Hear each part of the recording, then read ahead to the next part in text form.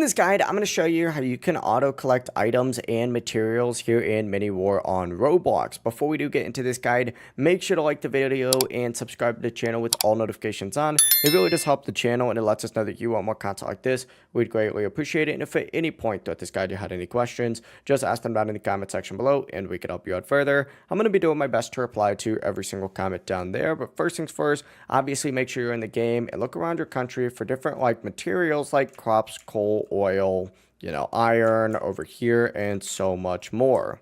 Now, obviously, you can run up to every single one of these and collect them manually, or what you can go ahead and do is look over on this left-hand sidebar, find shop, scroll down a little bit on the shop section, and you're going to see some game passes. You're going to see auto collect, and of course, you're also going to see auto sell. I would honestly recommend getting both of these if you're going to get them, because then you can just tick them on this little right-hand sidebar, and it's going to auto collect all your stuff and auto sell them whenever you have the chance to. Then you can just go to this buy menu, go to the shopkeeper, and of course, go ahead and purchase stuff directly from him.